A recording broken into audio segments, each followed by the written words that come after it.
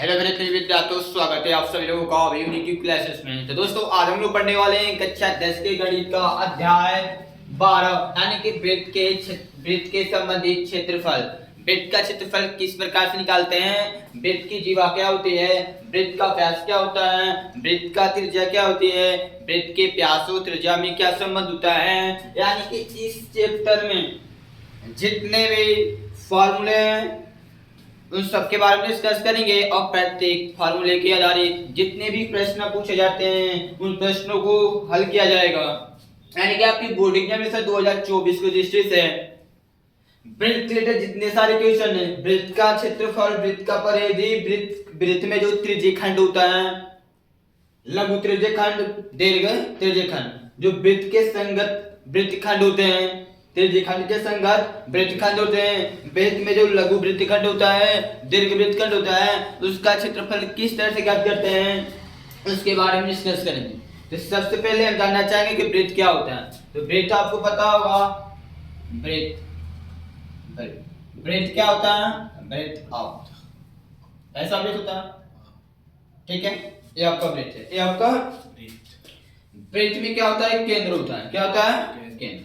वृत्त में केंद्र होता है, वृत्त में क्या होता है, केंद्र होता है। क्या होता है वो, केंद्र होता है। वृत्त में केंद्र होता है, एक केंद्र और एक केंद्र से ये जो इसको चाप बोलते हैं, क्या बोलते हैं, चाप।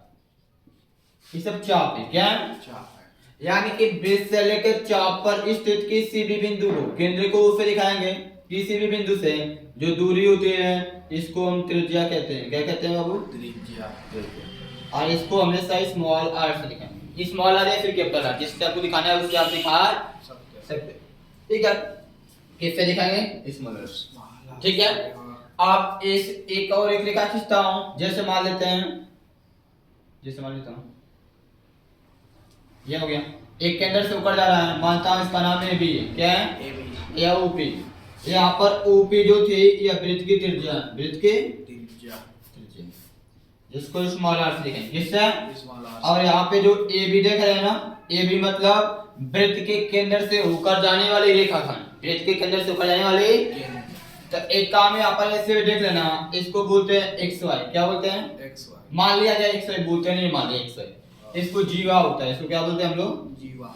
यानी कि ये जो एक्स वाई है ये जीवा है, किसके जीवा, वृत्त की जीवा। और जब यही जीवा देखो जहाँ खींचना है तहाँ खींचो, वृत्त के अंदर यदि कोई रेखा खींच रहे हो जो उसके परिधि पे दो बिंदु पर प्रतिच्छेद करे, दो बिंदु पर मिल रही है, इसको जीवा बोलते हैं। क्या बोलते हैं, जीवा। और जब ये जीवा केंद्र से ऊपर जाएगी, ये जीवा केंद्र से ऊपर जाएगी तो उसको व्यास कहते हैं। क्या कहते हैं, व्यास कहते हैं। यानी कि ये जो व्यास है, व्यास कहते हैं। क्या कहते हैं बाबू, व्यास। व्यास होता है ना, व्यास कहते हैं। क्या कहते हैं, ठीक है।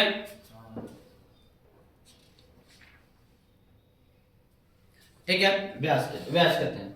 अब बात है क्या चीज कि कोई वृत्त है, वृत्त में सबसे बड़ी जीवा का नाम क्या होता है, व्यास। यह जो जीवा है ना, इसे बढ़ते हुए चले जाएंगे तो एक काम केंद्र पे किस पे आएगा, जब ये जीवा सबसे बड़ी होती, यानी बोलेगा कि वृत्त में सबसे बड़े जीवा का नाम क्या होता है, तो बोलेंगे सब वृत्त के सबसे बड़े जीवा का नाम व्यास होता है। क्या होता है, और व्यास में क्या देखेंगे, केंद्र से यहाँ तक लेकर त्रिज्या, यहाँ से लेकर तो एक व्यास में दो त्रिज्या, एक व्यास में, यानी कि आपका जो व्यास बराबर क्या होता है, व्यास लिखना है, व्यास बराबर क्या होगा बाबू, देखो जो व्यास होता है ना वो त्रिज्या का दोगुना होता है, त्रिज्या का दोगुना होता है। यानी कि आपके लिए त्रिज्या का मान निकालना पड़े, त्रिज्या का, तो यहाँ से यदि हम त्रिज्या का मान निकालते हैं, त्रिज्या का, तो त्रिज्या को पकड़ लो, दो गुणा में तो किसमें होगा, भाग में, किसमें होगा, त्रिज्या बराबर व्यास बटे में।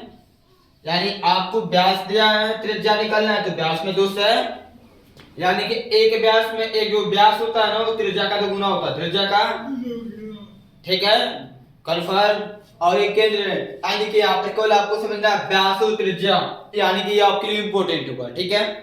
इसको चाप बोलते हैं, और जो पूरा चाप की लंबाई होती है उसको परिधि कहते हैं। क्या कहते हैं, यानी इसको चाप भी बोल सकते हैं, परिधि भी। तो वृत्त में क्या सबसे मेन पॉइंट है, वृत्त का क्षेत्रफल, वृत्त का क्षेत्रफल। और क्षेत्रफल का मतलब है इसके अंदर कितनी एरिया है, वृत्त के अंदर कितनी एरिया है। तो वृत्त का क्षेत्रफल बराबर होता है pi r square, pi r square. A formula. R क्या है, त्रिज्या है। आर क्या है, वृत्त के त्रिज्या। पाई क्या है, पाई का मान होता है 22/7 या फिर 3.14। पाई का मान क्या होता है 22/7 या फिर 3.14। ठीक है, ये पाई का मान है। ठीक है, अब यहाँ पर क्या वृत्त का परिधि, वृत्त की परिधि, वृत्त के परिधि, वृत्त की परिधि बराबर क्या होगी, वृत्त की परिधि का फॉर्मूला होता है 2 पाई आर। क्या होता है 2 पाई आर। आर त्रिज्या है, पाई का मान हमेशा फिक्स होता है 22/7। यानी कि आपकी प्रश्न में, आपके सवाल में पाई का मान देगा, नहीं कुछ दिया है 22/7 रखेंगे, 3.4 जो भी आप लिखना है रख सकते हैं, लेकिन अक्सर देता है। ठीक है, और त्रिज्या बराबर व्यास बटे ये तीन फार्मूले याद करते हैं तो आप अपनी जो अध्याय 12 है वृत्त के समग्र क्षेत्रफल का 12.1 प्रश्नावली 12.1 पूरी अच्छी तरह से कंप्लीट कर ली, पूरी अच्छी तरह से। जैसे एक क्वेश्चन में आपको देता हूं, यदि किसी वृत्त का व्यास, वृत्त का व्यास 14 सेंटीमीटर हो, 14 सेंटीमीटर हो, तो उस वृत्त का क्षेत्रफल तथा परिधि ज्ञात कीजिए, तथा परिधि ज्ञात कीजिए, परिधि ज्ञात कीजिए। ठीक है, आपको दिया क्या है, देखो यदि आपको वृत्त का क्षेत्रफल निकालना है तो सिंपल का क्षेत्रफल निकालो या फिर परिधि, आपको त्रिज्या पता होना चाहिए। ठीक है, और एक बात यहाँ ये छूट गया कि क्षेत्रफल होता है ना, क्षेत्रफल का मात्रक हमेशा वर्ग इकाई होता है। क्या होता है वर्ग इकाई होता है। इसका यूनिट क्या होता है वर्ग इकाई। क्या होता है वर्ग इकाई। और परिधि का मात्रक केवल इकाई होता है। आप बोलेंगे सर वर्ग इकाई का मतलब क्या है, मतलब कोई दूरी होती है, कोई एरिया होती है तो आपको इसी को मीटर में नापते हैं, मीटर में नापेंगे तो देखिए वर्ग मीटर। क्या बोलेंगे वर्ग मीटर। इकाई का मतलब कोई भी यूनिट, कोई भी वर्ग इकाई का मतलब है जैसे सेंटीमीटर में आर का मान सेंटीमीटर में दिया, किसमें दिया है बोलेंगे वर्ग सेंटीमीटर, मीटर में दिया था वर्ग मीटर, जिसमें देगा वो चीज बोलेंगे, जिसमें देगा वो चीज। ठीक है, अब बात आई यदि देखो क्षेत्रफल निकालना होगा तो भी, परिधि निकालना होगा तो भी किस चीज क्या सकता है आर का मान। पाई तो फिक्स होता है, पाई तो आर का मान पता होना चाहिए ना। तो आपसे बोला क्या यदि किसी वृत्त का व्यास, यदि किसी वृत्त का व्यास आपको दिया वृत्त का व्यास, वृत्त का व्यास व्यास कितना दिया आपको 14 सेंटीमीटर। कितना है वो 14 सेंटीमीटर। 14 सेंटीमीटर लिखना है। क्या लिखना है 14 सेंटीमीटर। बस दिमाग से समझ लेना, बहुत आसान सवाल आएगा आपके 14 सेंटीमीटर। 14 सेंटीमीटर हो, 14 सेंटीमीटर हो, कितना हो 14 सेंटीमीटर। ठीक है, तो उस वृत्त का क्षेत्रफल निकालना है और क्या निकालना है परिधि निकालना है, क्षेत्रफल और परिधि। तो आपको पता होगा कि क्षेत्रफल और परिधि ज्ञात करने के लिए हमें त्रिज्या से मतलब होता है, व्यास से मतलब नहीं होता। व्यास से मतलब तो व्यास दिया तो त्रिज्या निकालना, व्यास दिया तो आपको सारे फार्मूला पता है ना। क्या पता होता है फार्मूला, क्या होता है क्योंकि त्रिज्या बराबर व्यास बटे 2, त्रिज्या बराबर व्यास बटे 2, त्रिज्या बराबर व्यास बटे 2, व्यास लिखना है, व्यास लिखा रहे हैं व्यास बटे 2, त्रिज्या बराबर व्यास बटे 2। व्यास कितना है 14, 14 बटे 14 कटे कितना होगा 7, यानी कि ये त्रिज्या किससे दिखाते हैं आर, त्रिज्या को आर का मान 7 कितना रहा है 7, ये सेंटीमीटर है तो सेंटीमीटर, त्रिज्या का मान कितना गया 7 सेंटीमीटर, कितना गया 7। ठीक है, कोई दिक्कत नहीं। ये त्रिज्या का मान आ गया, क्या गया त्रिज्या का मान। अब मुझे क्या निकालना है, इस वृत्त का मुझे क्षेत्रफल निकालना है परिधि। ठीक है, निकालते हैं, कहां निकाले चलो देखो ठीक है यहां ठीक। तो वृत्त का क्षेत्रफल, वृत्त का क्षेत्रफल, क्षेत्रफल क्षेत्रफल का फॉर्मूला क्या होता है pi r square, pi r square, pi r square. Pi का मान 22 बटे 7, आर का मान कितना दिया बाबू, आर का मान कितना करें 7, कितना है तो 7 का स्क्वायर क्या होगा। अब इसको सॉल्व करेंगे नहीं करेंगे, देख लो पाई का मान 22 बटे 7, पाई का मान 22 बटे 7 गुणे आर 7 का स्क्वायर लिखा है ना, तो 7 का स्क्वायर तो 7 गुणे 7, एगो 7 एगो 7 अब 22 गुणा 1 को 1 को 10 7 से 7 गुणा के 14 को 4 7 को 14 15 154। और क्षेत्रफल निकालते हो तो क्षेत्रफल का मतलब वर्ग इकाई होता है। क्या होता है वर्ग इकाई। ये सेंटीमीटर में दिया तो सेंटीमीटर स्क्वायर, सेंटीमीटर। ठीक है, क्या हुआ? वहाँ पर कैसे किए हैं 154 7 का स्क्वायर लिखा है, 7 का स्क्वायर 7 का गुणा के रूप में दो बार लिख सकते हैं, 7 गुणा है तो एक और 7 से को 7 कट गया, बस एक को 7 बचा है ना, 7 का गुणा 22 में करो 154 कितना होगा? 154 तो ये क्षेत्रफल निकाल के आप परिधि निकालना है, क्या निकालना है? परिधि और लिखिए क्या चीज यहाँ पर निकाल दे रहा हूँ, तथा वृत्त की परिधि, वृत्त की परिधि का फॉर्मूला क्या होता है? वृत्त की परिधि का 2 पाई r r, 2 है 2 पाई का मान क्या रखेंगे? कुछ नहीं दिया तो 22/7 क्या रखेंगे? 22/7 22/7। r का मान कितना है बाबू? r का 7 7 है, तो ये 7 से 7 कट गया तो क्या बात 2 22 गुना के 24 अब एक परिधि का इकाई का मतलब सेंटीमीटर है तो सेंटीमीटर इसका आंसर ये हो गया। अब परिधि का मतलब जानते हैं क्या है? ये चाप की लंबाई, चाप की लंबाई इसकी लंबाई, ये टोटल कितना लंबा है? 22 कितना है? 44 कितना है? 44 कितना है बाबू? 44 अच्छी तरह इसके बीच के एरिया, इसके बीच के एरिया तो ऐसे निकालेंगे ना, नोट को जल्दी से।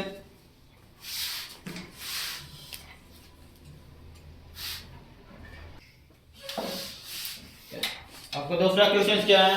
उस वृत्त की त्रिज्या ज्ञात कीजिए, उस वृत्त की त्रिज्या जिसका क्षेत्रफल 36 पाई वर्ग मीटर है, 36 पाई वर्ग मीटर आपको ये आपको दिया है, आपको दिया है क्या दिया है? वृत्त का क्षेत्रफल, वृत्त का क्षेत्रफल कितना है?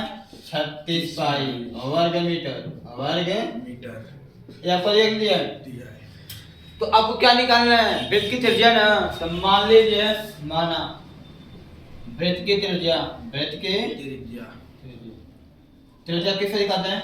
r r से अब ये वर्ग मीटर है, इसका मतलब त्रिज्या मीटर में होगी, कितना होगी? मीटर में मीटर में, किसमें होगी? r मीटर, r मीटर तो ये बताओ किसी वृत्त की त्रिज्या r हो तो उसका क्षेत्रफल कितना होता है? पाई r स्क्वायर, पता है ना?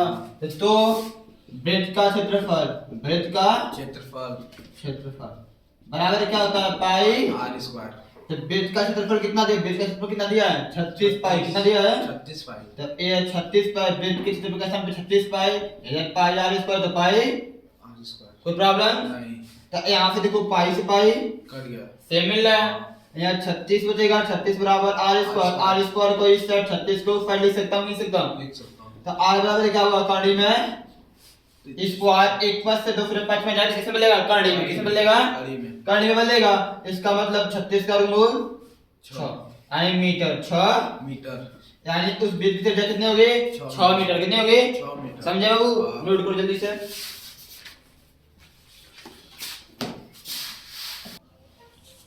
चलो ये तीसरा एग्जांपल क्या है? दो वृत्तों की त्रिज्या, दो वृत्तों की त्रिज्या ऐसे दो वृत्त ले लो समझने के लिए, एक वृत्त है, एक वृत्त, इनकी त्रिज्या मान लेते हैं, इस वृत्त की त्रिज्या मान लेते हैं r1 है, क्या है? इस वृत्त की त्रिज्या मान लेते हैं r2 है, क्या है? r2 बोला है दो वृत्तों की त्रिज्या क्रमशः 19 सेंटीमीटर, r1 का मान कितना है? 19 सेंटीमीटर, r2 का मान 9 सेंटीमीटर, कितना है? 9 सेंटीमीटर ठीक है, कोई प्रॉब्लम नहीं इस वृत्त की त्रिज्या, उस वृत्त की त्रिज्या ज्ञात करना है, उस वृत्त की त्रिज्या ज्ञात करना है जिसकी परिधि इन दोनों वृत्तों की परिधियों के योग के बराबर, मतलब इसकी परिधि प्लस इसकी, ठीक है?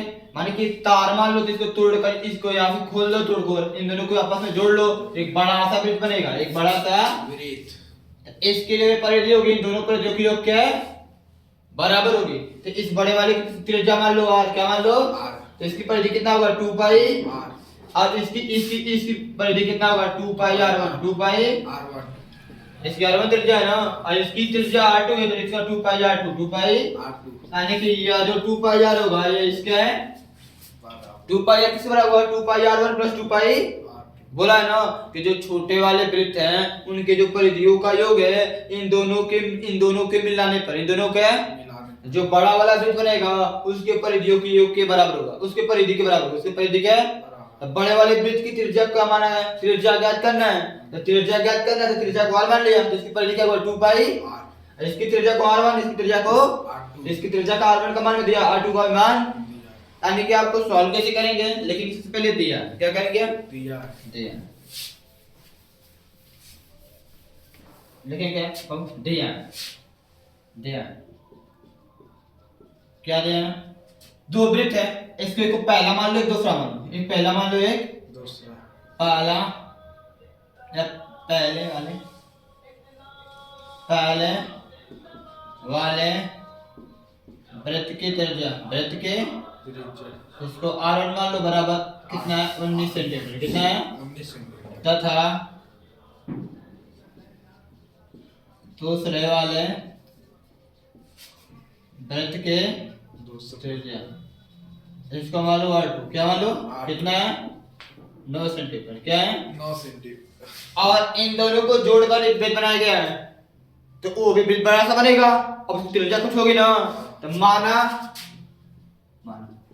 पहले तथा दूसरे वृत्त को जोड़कर